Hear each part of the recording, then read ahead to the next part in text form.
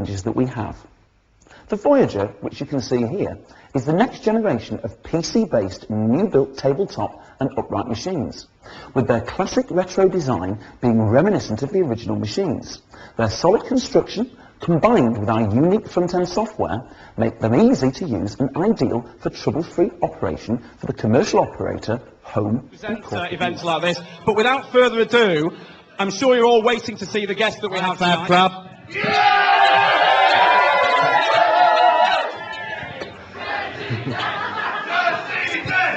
I haven't forgiven. Let him speak for a second. I haven't forgiven Liverpool for beating West Ham in the cup final, but I'm glad I'm here. Because the scripts were shit. At least you got an answer. Right, I'm going to ask a question. I'm asking Leslie about his book. Okay. And I believe, is it an autobiography that you're doing? Yeah, it comes out 3 weeks' time. It's called Life and Other Times, and I'm doing a signing in Liverpool, I think, at the end of October. So I'll be back in the end of October. What are you working on at the moment? Have you got anything else at the moment? No, I've just finished writing the book, and I'm about to.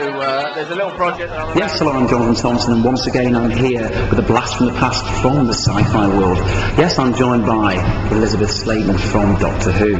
Elizabeth, how are you? I'm very well. I'm sure you'll all remember, but can you enlighten the audience as to what your character was? Well, I played Sarah Jane Smith in Doctor Who. I was John Pertwee's assistant, his last assistant, and I was Tom Baker's first assistant. That's fantastic. What was it? What was it like working with John? Was that? With John, I came into it too.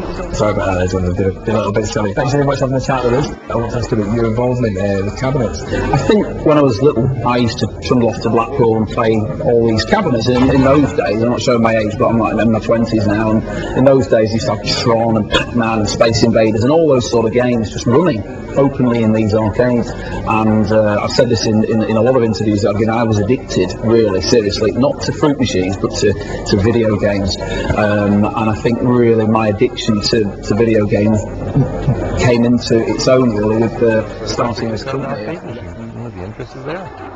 I'll tell you something we've not spoke about, which we must speak about, is the Green Cross Code, man, which obviously won you an MBE, did it not?